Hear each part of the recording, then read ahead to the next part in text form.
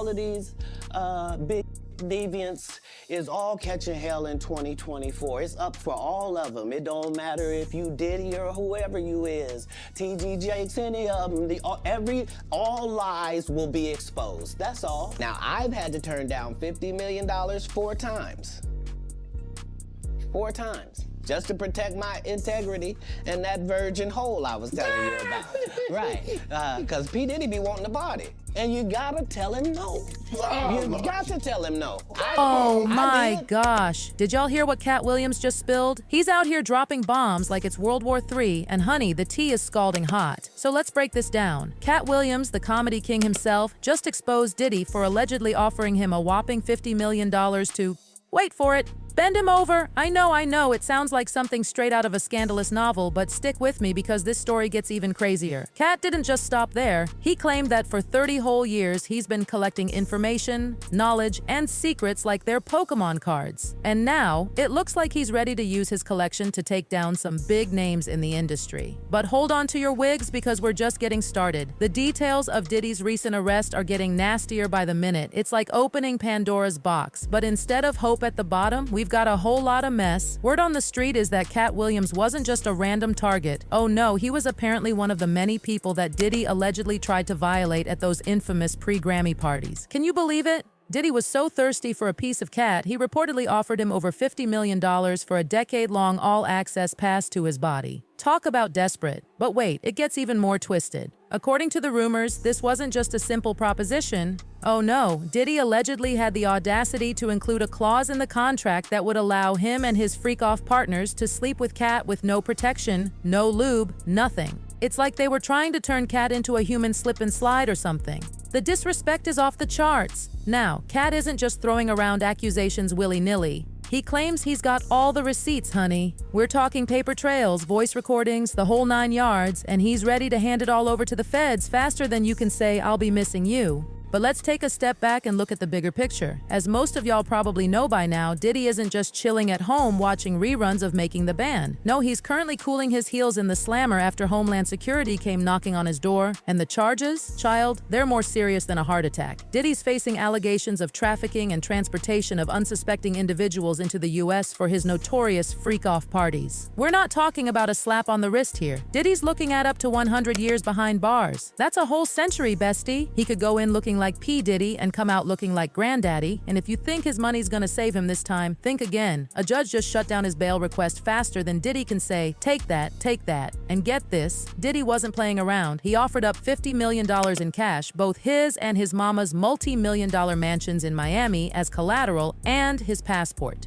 He even threw in the passports of all his kids, including his innocent 1-year-old who's probably still trying to figure out how to use a sippy cup. Talk about desperate times calling for desperate measures. Insert clip from two. This man put up a $50 million bond. $50 million bond. And the judge still said, you're denied. Do not pass go. Do not collect $200. You're going to jail. You're finna be in chains. Out of all the news today, I think I'm still stuck on this $50 million bond because if you look at the fact that in California, the average bail amount for is $2 million and your bond amount is 10% of that, right? So that's $200,000. And you can pay your bond by putting up your house, putting up your assets, whatever the case may be. But this man paid off an $18 million home and the judge still said, nah, you gonna sit in jail. I've talked about this before, but I'm gonna say it again. I don't care what you have. I don't care what your life looks like. I don't give what other people have. I really don't. Because what did you do to get it? How did you end up in the position that you're in? Because the fact of the matter is, if you did something dirty to get where you are, you will have to pay the debt of your transgressions. You will have to pay it in full. It might not be on this side. It might be on the other side. But you will never escape the return on the investment that you made to get where you are. And the return on your investment might be jail. I'm just so shook. Like, you put up a $50 million bond and they said, nah, that ain't gonna work. Now let's dive into the nitty-gritty of these charges because, honey, it's messier than a toddler eating spaghetti. According to the indictment, which dropped faster than a new Beyoncé album, these charges date all the way back to 2008. That's right, Diddy's been allegedly running this shady business longer than some of y'all have been alive. But here's the kicker, Diddy wasn't operating solo. Oh no, this was a whole operation, honey. We're talking powerful people, hotels on the payroll, and a network of individuals whose job was to keep victims quiet. Or worse. It's like a twisted version of Ocean's 11, but instead of robbing casinos, they're allegedly robbing people of their dignity and safety. The feds are painting a picture of Diddy as the head honcho of a criminal enterprise that makes the mob look like a bunch of Girl Scouts. We're talking trafficking, forced labor, interstate transportation for some seriously shady purposes, kidnapping, arson, bribery, and obstruction of justice. It's like Diddy was trying to collect criminal charges like they were Pokemon cards. Now brace yourself because this is where it gets really dark. Allegedly, Diddy and his crew would use force, threats, and coercion to get women to engage with male workers in these freak-offs. And get this, they'd record it all, creating a library of videos that probably makes the scandal writers look tame. These parties weren't just a night of debauchery. No, they'd reportedly go on for days. Days. And the victims? They'd often need IV fluids just to recover from the exhaustion and drug use. It's like a twisted version of a spa weekend, but instead of massages and facials, it's, well, you get the picture. But wait, there's more. Since many of these victims were flown into the US and forced into these activities against their will, Diddy and his crew allegedly had a whole system set up. They'd use lubricants and baby oils to, let's just say, make things easier. And when the feds raided Diddy's house, they found more than 1,000 bottles of the stuff. That's more lube than a Costco warehouse. And if you think that's bad, hold on to your pearls. The feds also found videos of these performances and a whole arsenal of weapons, including 3 AR-15s with defaced serial numbers, just chilling in Diddy's bedroom closet. It's like he was preparing for the zombie apocalypse and a twisted adult film shoot at the same time. Now, this discovery was huge. For a hot minute, it looked like Diddy might just get away with a slap on the wrist and some lawsuits. But now, it's looking more and more like he might be trading in his designer suits for an orange jumpsuit. Of course, as soon as this news broke, everyone and their mama started chiming in. We're talking Cassie, Jaguar Wright, and pretty much anyone who's ever had a beef with Diddy. But one name kept popping up over and over again. Our boy, Katt Williams. Remember how Katt told us at the beginning of the year that 2024 was gonna be the year of truth-telling? Well, slap my mama and call me Sally because he wasn't lying. During his now infamous interview with Shannon Sharpe, Katt specifically mentioned that Diddy was gonna be exposed this year. It's like he's got a crystal ball or something. All of these big deviants is all catching hell in 2024. It's up for all of them. It don't matter if you Diddy or whoever you is. TG Jakes, any of them. All lies will be exposed. That's all. And anyone who takes that the wrong way, know why they take it the wrong way. The truth is the light. Because the people want to know, well, why would he get blackballed? Yeah, because in 30 years, I've done nothing but collect information, knowledge, and your secrets. So if you and a man was in a corner doing something you wasn't supposed to be doing, you will tell it. No, somebody come to tell me. Okay. I gather that, I value that, I'll pay for that. Come, tell me. I know so many things I shouldn't know, and they all know it. They all know it. Why? Because you don't make me the villain. Not the guy that raises black children and ain't never done a hard in his life and don't have no stories of doing nobody dirty. Now you're probably wondering why on God's green earth Diddy would offer Katt such an obscene amount of money, and not just once, but 4 times. Well, hold on to your wigs, because this is where it gets real nasty. Apparently, Diddy was trying to recruit Katt to be a power bottom for these freak-off parties. For those of you who don't know what that means, let's just say it involves a lot of receiving. But our boy Katt, he wasn't having any of it. He rejected those offers faster than you can say bad boy for life, and made sure to steer clear of any Diddy-related shindig. Smart move, Katt. Smart move. I've had to turn down $50 million 4 times. 4 times. Just to protect my integrity and that virgin hole I was telling you about. Right. Because P. Diddy be wanting the body. And you gotta tell him no. You got to tell him no. I did. I did. See, I got the receipts for everything I'm telling you. That's why I can say I'm so because I'm favored by God. Like, when I see people's wives and stuff, I don't even look at them. You know what I mean? Like, I don't want to look at nothing I don't want to have. Because I know how blessed I am. If I look at it, I got it. That's how Diddy be feeling. Now, come on, man, come. But hold up, because the tea doesn't stop there. Katt spilled that Diddy wasn't the only big name in Hollywood trying to take advantage of him. Remember Harvey Weinstein? Yeah, that creep. According to Katt, Weinstein straight up demanded that Katt perform an, let's say, oral act on him in exchange for a movie role. But Katt, being the stand-up guy he is, told him where to shove it. Good for you, Katt. They canceled me for talking about Harvey Weinstein before the thing came out, but he offered to suck my in front of all my people at my agency. What am I supposed to do?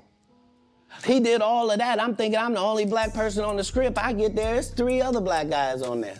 Woo. Huh. So you wonder what they did to get there. I told him no. What y'all do? And this is why when I walk in a room, heads go down. And just when you think it can't get any worse, Katt drops another bombshell. Apparently, Ice Cube and the producers of Friday After Next tried to get Katt to film a scene where he gets sexually assaulted by Terry Crews. They thought it would be funny. Funny? There's nothing funny about assault, period. Katt put his foot down and refused to do it, and honestly, we should all applaud him for that. What I'm saying if I did it and I did a good job at it, you can thank me. I was involved. Right. I'm not gonna come later on and tell you, I never even read the whole script. So how you know what roles? What? What do you mean you never read the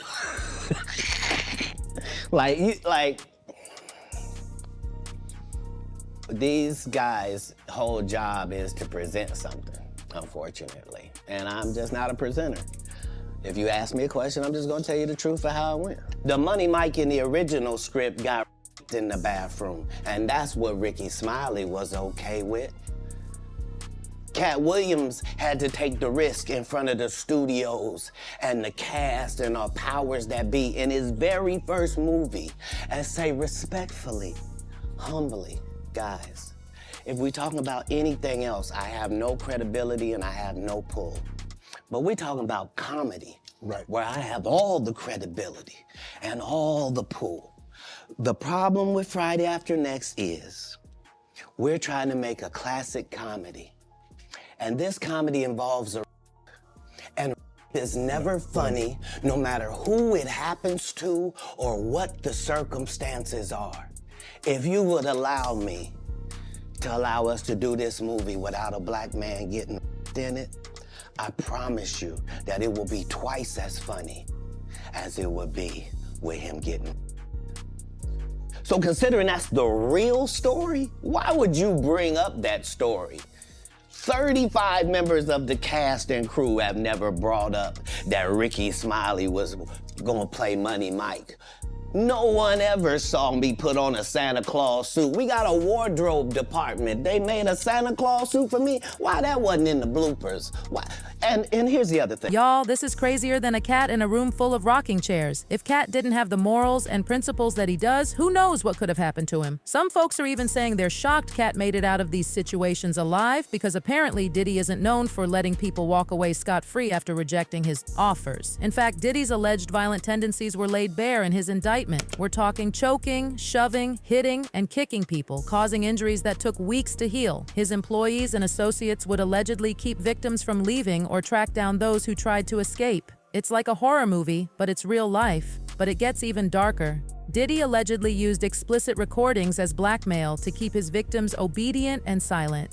He'd promise career opportunities, provide or withhold financial support, dictate how they looked, monitor their health records, and control where they lived. It's like he was running a twisted version of Big Brother. And when the threat of criminal charges started looming, that's when things got really ugly. Diddy and his associates allegedly pressured witnesses and victims to keep their mouths shut, offering bribes and feeding them false narratives. It's like they were trying to gaslight an entire group of people. But wait, there's more. The prosecutors dropped another bombshell when they accused Diddy and an unnamed co-conspirator of kidnapping someone back in December 2011.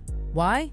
To facilitate a break-in at someone else's home 2 weeks later. And if that wasn't enough, they claimed Diddy set fire to someone's car by slicing open the convertible top and dropping in a Molotov cocktail. It's like he thinks he's in a bad action movie or something. Child, it's a mess. And the craziest part? The trial hasn't even started yet. These are just the accusations. Can you imagine what's gonna come out when they actually get to court? It's gonna be messier than a toddler eating spaghetti while riding a roller coaster. As for Katt, he's just sitting back, watching it all unfold like he knew it would. He did his part by warning us, and now he's probably feeling like Nostradamus or something. Of course, the internet had a field day with all this tea. One person tweeted, "Katt Williams said this would be the year where all things come to light. The door is open now. More truths need to be told and come out into the light. Diddy is not alone. I've been grossed out by this weirdo for decades. Finally, big ups to Cassie, who was brave enough to speak up." Preach honey, another person chimed in saying, the deaths of Kim Porter, Tupac Shakur, and Biggie Smalls, as well as the 1999 nightclub shooting for which Shine took the fall, all this needs to be investigated as well. And honestly, they might have a point. It seems like there are a lot of loose ends in Diddy's past that need tying up. So what do y'all think about all this? Are you shocked by Katt exposing Diddy's alleged $50 million freak-off contract? Do you think Diddy's really gonna do 100 years? Drop your thoughts in the comments below because Mama wants to know what you think. And don't forget to click that link to watch another messy video because you know we've always got more tea to spill. Until next time, keep it real, keep it messy, and keep watching. Bye.